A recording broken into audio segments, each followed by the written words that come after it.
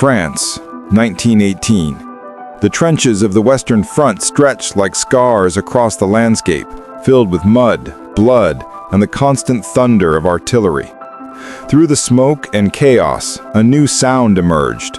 Not the slow crack of bolt-action rifles, not the staccato burst of machine guns, but something in between, something deadly. It was the Browning automatic rifle, the BAR, and it changed everything. With a 20-round magazine and a rate of fire that could shred through enemy positions, the BAR gave American soldiers something they'd never had before: the power to walk forward while laying down sustained automatic fire. It was a rifle. It was a machine gun. It was both and neither. And in the hands of a well-trained soldier, it was absolutely devastating. German troops called it the American scythe because it cut them down like wheat. Japanese soldiers in the Pacific learned to fear its distinctive sound. Korean and Vietnamese fighters discovered that even decades after its creation, the BAR remained one of the most lethal weapons on any battlefield.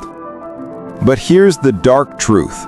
The BAR was so effective, so perfectly designed for its purpose, that it trapped the US military in its own success.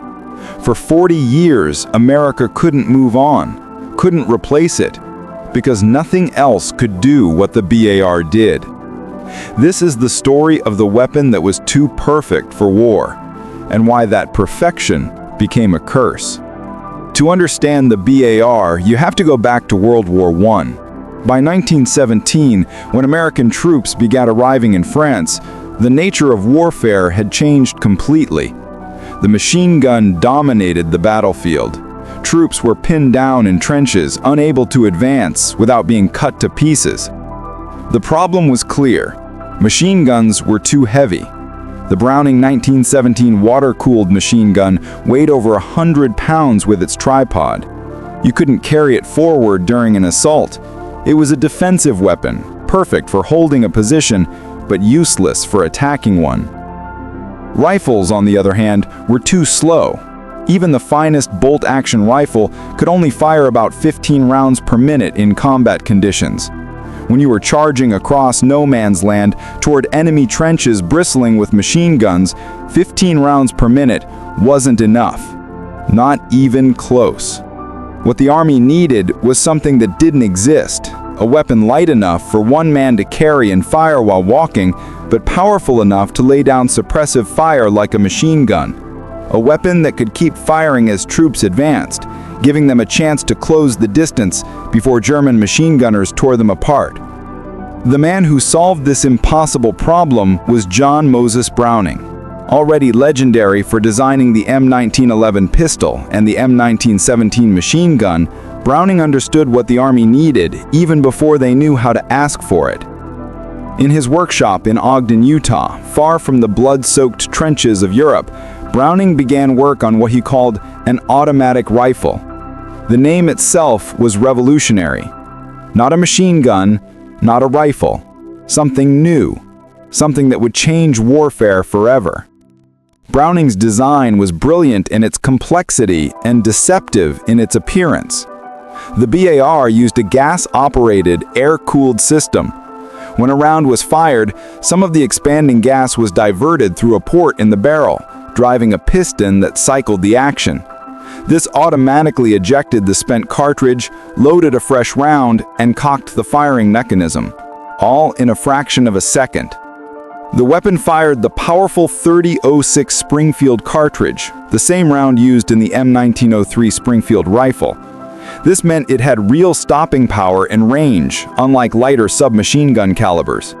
A BAR could engage targets effectively at 600 yards. Try that with a Thompson submachine gun and you'd just waste ammunition. But here's where Browning's genius really showed. Despite firing a full-power rifle cartridge and operating as an automatic weapon, the BAR weighed only 16 pounds when empty, about 20 pounds loaded with a full magazine and sling. That was heavy compared to a rifle, sure, but it was incredibly light for an automatic weapon. Light enough for one man to carry, light enough to fire from the shoulder while standing or walking. In 1917, Browning demonstrated his creation for Army officials. Legend has it he fired 40,000 rounds through a single weapon without a malfunction. The Army was sold. They ordered it into production immediately, giving it the designation M1918 Browning Automatic Rifle. The BAR was born. There was just one problem. By the time the BAR reached France in meaningful numbers, World War I was almost over. The first BARs arrived in July 1918. The war ended in November. American troops had barely 4 months to use their new weapon in combat. But those 4 months were enough to prove the concept. American soldiers who received the BAR loved it instantly. Finally, they had a weapon that could go toe-to-toe with German machine gun positions. Finally, they could advance while firing. Finally, they had a chance. The standard tactic was to assign 1 or 2 BARs to each infantry squad. The BAR men became the most important soldiers in the unit. They walked at the front during advances, laying down covering fire that suppressed enemy positions. Their sustained fire gave riflemen the seconds they needed to move, to find cover, to close with the enemy. Sergeant Samuel Woodfill, who earned the Medal of Honor in France, later said, "The BAR gave us mobility we never had before. With that gun, 1 man could do the work of 5. When our BAR opened up, Germans kept their heads down. That meant my riflemen could move. That's how you win battles." German soldiers who faced the BAR in those final months of the war were stunned by its effectiveness. They had grown accustomed to the rhythms of trench warfare, machine guns firing from fixed positions, rifles cracking from cover. But the BAR broke those patterns. It moved, it fired while moving, and it never seemed to stop. One captured German report noted, "The Americans possess a new automatic rifle of formidable effectiveness. Single soldiers armed with this weapon can deliver fire equal to an entire squad of riflemen. Its mobility makes it especially dangerous during assaults." But the BAR's late arrival meant that relatively few people understood its true potential.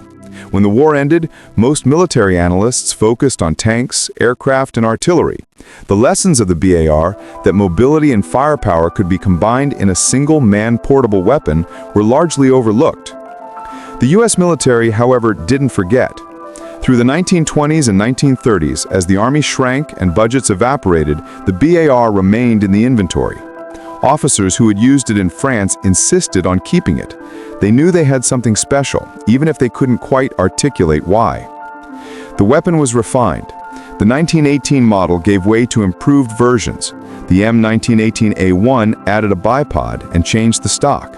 The M1918A2, adopted in 1938, removed the semi-automatic option and added a rate reducer, giving it 2 cyclic rates, 300 to 450 rounds per minute for sustained fire, or 500 to 650 rounds per minute for close combat.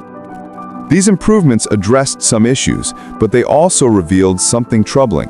The BAR was becoming more specialized, more refined, more perfectly adapted to its role. It was becoming irreplaceable. And nobody realized that this perfection would become a problem. When World War II erupted, the BAR proved its worth all over again. But nowhere was it more critical than in the Pacific theater. In the dense jungles of Guadalcanal, New Guinea, and the Philippines, the BAR became the difference between life and death. The Pacific War was fundamentally different from the European conflict. In Europe, battles often occurred in open terrain, fields, towns, roads. But in the Pacific, visibility was measured in yards, not miles. The jungle was thick, humid, and claustrophobic. Ambushes came from everywhere. Firefights happened at point-blank range. In this environment, the BAR was king. Its combination of firepower, mobility, and reliability made it the most valuable weapon in any Marine or Army squad. If you were a BAR man in the Pacific, you were both the most important and the most vulnerable member of your unit. Japanese tactics made the BAR even more essential. Japanese forces were masters of infiltration and ambush. They would let American patrols walk into kill zones, then open fire from concealed positions. Machine gun nests hidden in caves and bunkers would pin down entire companies. The BAR gave American forces a fighting chance. When a squad was ambushed, the BAR man's job was simple, but terrifying. Stand up, locate the enemy position, and lay down fire until your buddies could maneuver or retreat. It required courage that bordered on insanity. Corporal Anthony D'Amato with the 1st Marine Division on Guadalcanal described it this way: "When the Japs opened up, everybody hit the dirt, except me. I had the BAR. I had to stand there and fire back, suppress their positions. Bullets zipping past my head, hitting trees next to me. You just focused on the trigger, on keeping that weapon firing, because if you went down, if the BAR went silent, your whole squad was dead." The BAR excelled at destroying Japanese bunkers and fortified positions. Standard rifles were almost useless against log and earth bunkers with small firing slits. Machine guns were too cumbersome to bring forward quickly. But a BAR man could approach a bunker, pour sustained fire through the firing slit, and either kill the occupants or force them to keep their heads down while engineers moved up with demolitions. On Tarawa, Iwo Jima, Okinawa, and dozens of other islands, the BAR was the weapon that broke Japanese defenses. Marine and Army reports consistently praised it. One after-action report from Peleus stated, "The M1918 A2 BAR proved indispensable for reducing fortified positions. In dozens of instances, BAR fire suppressed enemy positions long enough for flamethrower and demolition teams to close and destroy bunkers." But there was a dark side to the BAR's effectiveness. Japanese forces learned to identify and target BAR men. They knew that killing the BAR man meant the American squad lost most of its firepower. Snipers were instructed to shoot BAR men first. Ambushes were designed to take out the BAR before anything else. The result was that BAR men had appallingly high casualty rates. In some units, being assigned the BAR was practically a death sentence. One veteran recalled, "We went through 3 BAR men in my squad in 2 weeks on Guadalcanal. 3 good men, all dead or wounded. Finally, I got the BAR. I knew I probably wouldn't make it, but somebody had to carry the damn thing." Despite the danger, men fought for the honor of carrying the BAR. It gave them purpose. It made them essential. And in the chaos and terror of Pacific combat, having the most powerful weapon gave them a sense of control, however illusory. The BAR had a distinctive sound that anyone who heard it never forgot. It wasn't the rapid-fire buzz of a machine gun. It wasn't the crack of a rifle. It was something in between, a steady, hammering cadence that sounded like a door slamming again and again. Bang, bang, bang, bang, bang, bang. About 10 rounds per second on the fast setting, 5 to 6 rounds per second on the slow setting. Fast enough to suppress, slow enough to stay accurate. That rhythm became the soundtrack of American advances from France to the Philippines to Korea. German soldiers in World War II learned to recognize that sound immediately. In the hedgerows of Normandy, in the forests of the Ardennes, in the ruins of German cities, the BAR announced American presence with authority. When Germans heard that distinctive hammering, they knew American infantry was close and aggressive. Wehrmacht training manuals from 1944 specifically mentioned the BAR as a priority target. One manual stated, "American infantry sections are built around the automatic rifle. Eliminating this weapon greatly reduces the section's combat effectiveness. Fire on the automatic riflemen before engaging other targets." But it wasn't just the enemy who recognized the sound. American soldiers found it comforting, even inspiring. When your squad was pinned down by enemy fire and you heard the BAR open up, you knew someone was fighting back. You knew you had a chance. Private First Class Harold Keller, who fought in the Battle of the Bulge, remembered, "We were stuck in these foxholes, Germans all around us, their machine guns just tearing everything up. Then I heard it, that beautiful sound, bang, bang, bang, bang, bang, bang. Our BAR man was up and firing. Suddenly, I felt like we could win.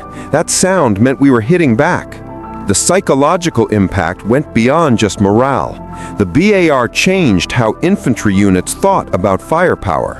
Before the BAR, suppressive fire meant finding cover for your machine gun and hoping your crew could keep it fed with ammunition. With the BAR, suppressive fire meant one guy with a rifle who could move. This psychological dominance extended to the BAR men themselves. They knew they carried the squad's heaviest firepower. That knowledge did strange things to people. Some became reckless, charging forward with too much confidence. Others became conservative, hoarding ammunition and afraid to fail when their buddies needed them. The best BAR men found a balance. They were aggressive when necessary, but controlled. They knew when to fire and when to conserve ammunition. They understood that the weapon was a tool, deadly and powerful, but only as effective as the man behind it. Sergeant John Basilone, one of the most decorated Marines in history, was a machine gunner at Guadalcanal, but he trained extensively with the BAR and often spoke about how the two weapons complemented each other. He said, "The BAR is perfect for what it does. It's not a machine gun, it's not a rifle, it's the bridge between them, and that bridge wins battles." That bridge between rifle and machine gun, between mobility and firepower, between individual action and squad tactics, that was the BAR's true genius. And it was a genius that couldn't be easily replicated. By the end of World War II, the BAR's reputation was unassailable. It had fought in every theater, in every environment, against every enemy. It had proven itself in jungles, deserts, forests, cities, and mountains. Soldiers loved it, officers praised it, even enemies respected it. But there was a problem, and that problem was the BAR itself. You see, the BAR was so good at its job that the US military couldn't replace it. Other nations developed squad automatic weapons that were lighter, cheaper, or easier to manufacture. The Germans had the MG42 with its terrifying rate of fire. The Soviets had the DP-28, simple and reliable. The British had the Bren gun, accurate and well-made. But America stuck with the BAR because every time someone proposed a replacement, the BAR men would say, "Why? The BAR works. It's never let us down." And they were right.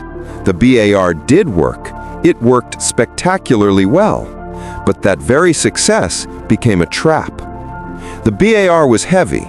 At 20 pounds loaded, it was exhausting to carry through jungle or mountains. Soldiers would tire quickly, especially in hot climates.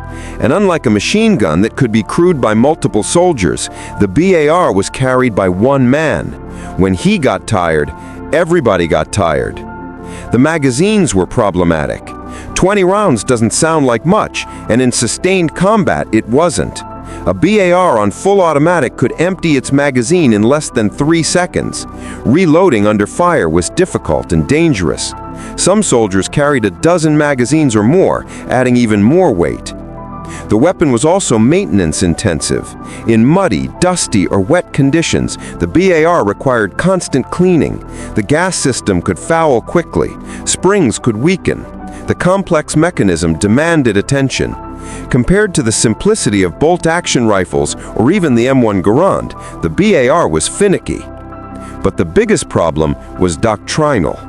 The US military had built its infantry tactics around the BAR for so long that it couldn't imagine doing things differently. The squad was organized around the BAR. Fire and maneuver drills assumed you had a BAR. Training emphasized BAR employment. The entire system depended on it. This created institutional resistance to change. When engineers proposed lighter squad automatic weapons, officers objected.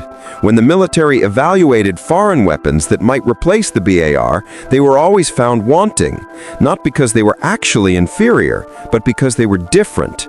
Different meant retraining. Different meant reorganizing. Different meant admitting the BAR wasn't perfect. And so the BAR stayed. Through the late 1940s, through the 1950s, even into the 1960s, American soldiers carried the BAR. It went to Korea, it went to Vietnam, it served in dozens of smaller conflicts. Always reliable, always effective, always just good enough that replacing it seemed unnecessary. This was the dark side of perfection. The BAR did its job so well that the military became dependent on it, unable to move forward, unable to innovate. trapped by the weapon's own excellence. And while American forces were locked into World War II-era doctrine and equipment, the rest of the world was moving on. They were developing lighter, more modern squad automatic weapons. They were rethinking infantry tactics. They were innovating. America, meanwhile, was still carrying the BAR, still perfect, still too good to replace, still a trap. When war erupted in Korea in June 1950, American infantry squads were equipped almost identically to how they'd been equipped in 1945. M1 Garand rifles, M1 carbines, and the BAR. At first, this didn't seem like a problem. In the opening months of the war, as UN forces fought desperate defensive battles around the Pusan perimeter, the BAR once again proved its worth. The weapon's reliability and firepower helped American and South Korean forces hold the line against overwhelming North Korean attacks. But the Korean War revealed something troubling. The tactics that had worked so well in World War II, aggressive squad maneuvers built around BAR fire, were becoming outdated. Communist forces used different tactics, more dispersed formations, more emphasis on infiltration and ambush.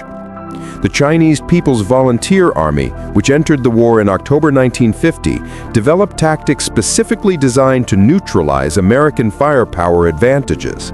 They attacked at night, when the BAR's visual signature made it a target. They infiltrated between American positions, getting so close that the BAR's range advantage was meaningless. And they brought their own squad automatic weapon, the DP-28 light machine gun, firing the Soviet 7.62 by 54R cartridge. While the DP-28 wasn't necessarily better than the BAR, it was different, and in some ways better suited to the Korean terrain and tactics. American soldiers discovered that the BAR, while still effective, was showing its age. The weapon's weight became even more problematic in Korea's mountainous terrain.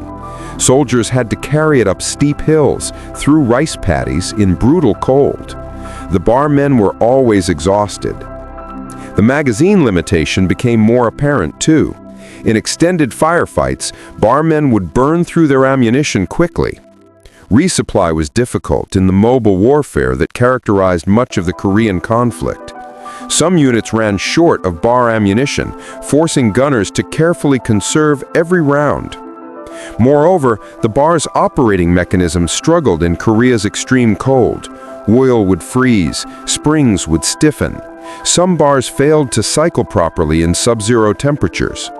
Soldiers learned to keep their weapons as dry and clean as possible, but in the field, that was easier said than done. Despite these problems, the BAR remained effective. In defensive positions around the Chosin Reservoir, where surrounded Marine and Army forces fought off waves of Chinese attacks in temperatures of 40 below zero, the BAR was one of the weapons that kept American forces alive. Corporal Mitchell Red Cloud Jr., a Winnebago Indian from Wisconsin, earned the Medal of Honor at Chosin in November 1950. Wounded repeatedly, he propped himself against a tree and continued firing his BAR at charging Chinese soldiers, killing dozens before succumbing to his wounds. His sacrifice allowed his company to withdraw and regroup. But stories like Red Cloud's, while inspiring, couldn't hide the fact that the BAR was becoming obsolete. Other nations were fielding lighter, more modern weapons. The Soviet MRPD light machine gun was entering service. The British were developing the L1A1 SLR. Even some American units were beginning to receive early M14 rifles. By the time the Korean War ended in 1953, it was clear that the BAR's days were numbered. It had served honorably for 35 years. It had fought in 2 world wars and dozens of smaller conflicts. But the future belonged to lighter, more versatile weapons.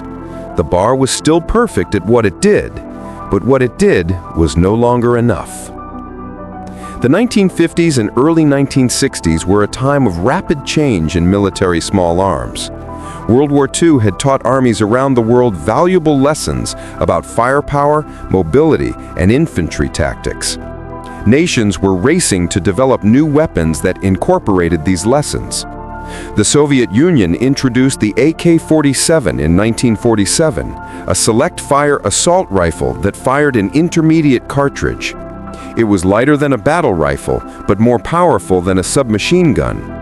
More importantly, it could be issued to every soldier in a squad, giving entire units automatic fire capability. This represented a fundamental shift in thinking. Instead of building squads around one or two automatic weapons, like the BAR, the Soviets were giving every soldier a weapon capable of automatic fire. The squad automatic weapon, as a concept, was becoming obsolete. The American military watched these developments with concern. American doctrine had been built around the BAR for so long that changing it would require a complete reorganization of infantry squads, training programs, and tactical manuals. The institutional inertia was enormous. In 1957, the U.S. adopted the M19 rifle as its new standard infantry weapon. The M19 was essentially an updated M1 Garand, capable of automatic fire. The idea was that every soldier would have a weapon capable of automatic fire, reducing the need for a specialized squad automatic weapon like the BAR. But the M19 in full automatic mode was almost uncontrollable. The powerful .30 caliber cartridge produced too much recoil for sustained automatic fire. Soldiers found that the M19 wasn't really a replacement for the BAR, it was just a Garand that could waste ammunition faster. Some units continued using the BAR even after the M19 was introduced. They found that for suppressive fire and sustained fire support, the heavier BAR was actually more effective than the lighter M19. Once again, the BAR's perfection at its specific role made it impossible to replace with a weapon designed for a different role. The attempts by the military to replace the BAR revealed just how specialized and refined the weapon had become. Engineers tried to develop lighter squad automatic weapons, but they always gave up something: reliability, range, stopping power, or accuracy. Nothing could do everything the BAR did. Finally, in the late 1960s, the military began adopting a different solution: the M60 machine gun. The M60 was a true squad machine gun, belt-fed and capable of sustained fire. It was heavier than the BAR at 23 pounds, but it could fire continuously as long as ammunition lasted. For suppressive fire and defensive positions, it was superior to the BAR. But the M60 couldn't do everything the BAR could do. It wasn't as mobile. It couldn't be fired as easily while standing or walking. It required an assistant gunner to handle the ammunition belt. In many situations, the BAR was still the better weapon. This is what made the BAR's replacement so difficult. It wasn't just a weapon, it was a complete system. Tactics, training, doctrine, all built around one gun. Replacing it meant changing everything. And the U.S. military, for all its power and resources, found that change incredibly difficult. By the time American combat troops deployed to Vietnam in significant numbers in 1965, the BAR was officially obsolete. Most infantry units were equipped with M19 rifles and M60 machine guns. The BAR was relegated to reserve units, training roles, and military police duties. But some BARs still made it to Vietnam. Special Forces units, Marine Force Recon, and some Army advisors working with South Vietnamese forces occasionally used the weapon, and South Vietnamese forces themselves were equipped with thousands of BARs as part of U.S. military aid. In the dense jungles and rice paddies of Vietnam, the BAR's strengths and weaknesses were once again on display. Its reliability in humid, muddy conditions was appreciated. Its stopping power was valued in dense vegetation, where the lighter 5.56mm round of the M16 sometimes failed to penetrate bamboo and brush. But its weight was crushing. Humping through Vietnamese jungle with 20 pounds of weapon plus ammunition was exhausting. Some soldiers found themselves physically unable to carry it for extended periods. More significantly, the nature of warfare in Vietnam emphasized different qualities than the BAR excelled at. The conflict featured more ambushes, more long-range engagements, more need for suppressive automatic fire. The M60 machine gun was better suited to these needs.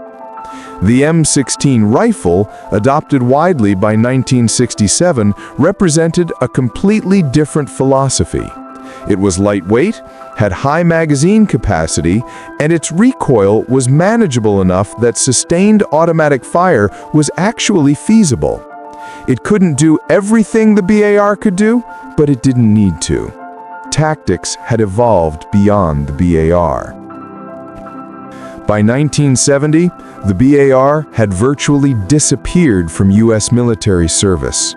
A few might have lingered in armories or been issued to rear echelon units, but frontline infantry no longer carried it. After more than 50 years of service, the weapon that was too perfect for war had finally been retired. But retirement didn't mean the end of the BAR story. The weapon had been produced in huge quantities and distributed worldwide through military aid programs.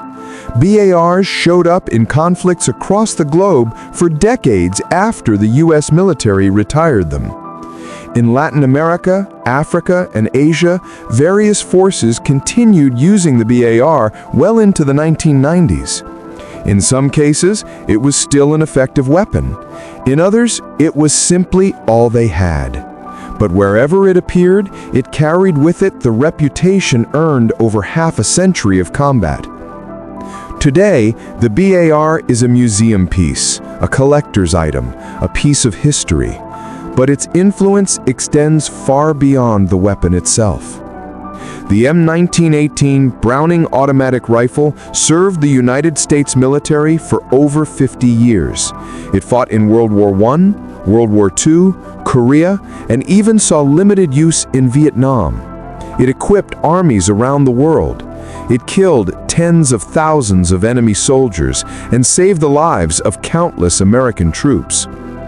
And yet, its story is tinged with tragedy. Not because it failed. The BAR never failed, but because it succeeded too well. It became so perfectly adapted to its role, so refined and effective, that the U.S. military couldn't imagine replacing it, even when replacing it became necessary. This is the dark reason the BAR was too perfect for war. Its perfection created dependency. It locked the military into doctrine and tactics that, while effective, prevented innovation and adaptation.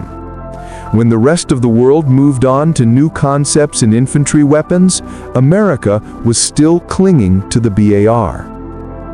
The weapon's perfection also created a psychological trap. Soldiers who had used the BAR in combat couldn't accept that anything else might be better. Officers who had built their careers around BAR tactics resisted change.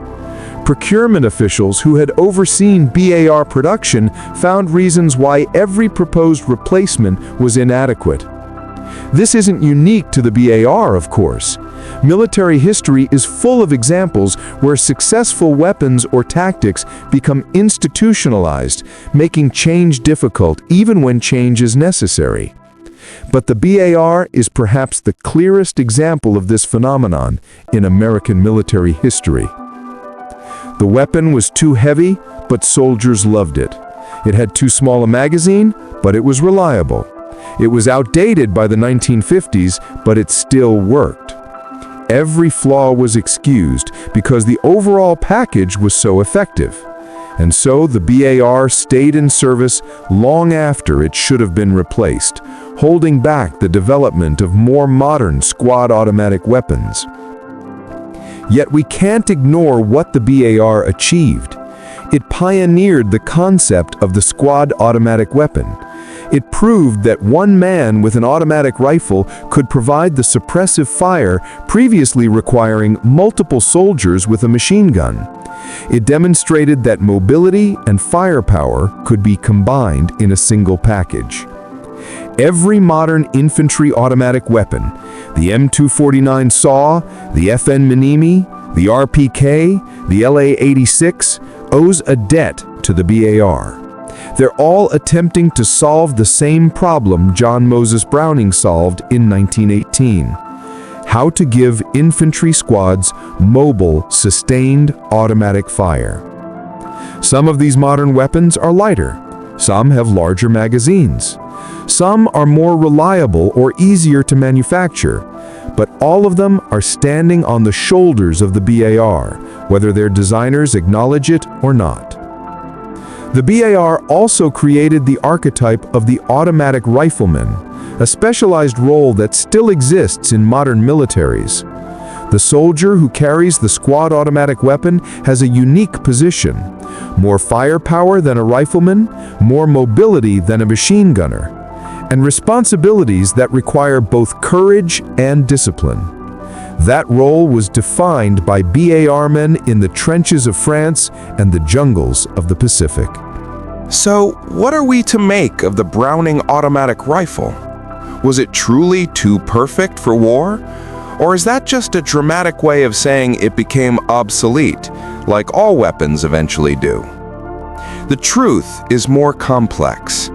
The BAR was a revolutionary weapon that solved a critical problem in military tactics. It was reliable, effective, and trusted by the soldiers who used it. For decades, it was genuinely the best squad automatic weapon in the world. But that very excellence became a curse. The BAR set such a high standard that the US military couldn't find a replacement that satisfied everyone. The weapon's success created institutional resistance to change. Officers who had fought with the BAR couldn't imagine fighting without it. Soldiers who had trusted their lives to it couldn't accept anything less. This is the dark side of perfection. When something works too well, when it becomes too deeply embedded in doctrine and training, it becomes impossible to replace, even when replacement is necessary. The BAR trapped the US military in its own past, unable to move forward because the present was good enough. But we should also remember the men who carried the BAR. The soldiers who lugged 20 pounds of steel and wood through jungles and mountains and deserts. The Marines who stood up under fire to lay down covering fire for their buddies. The automatic riflemen who knew they were targets but carried the weapon anyway because their squad depended on them. These men didn't care about doctrine or procurement or military politics. They cared about staying alive and helping their friends stay alive. And the BAR helped them do that. For all its flaws, for all the ways it held back innovation, the weapon saved lives. It gave American soldiers a fighting chance in the worst conditions imaginable.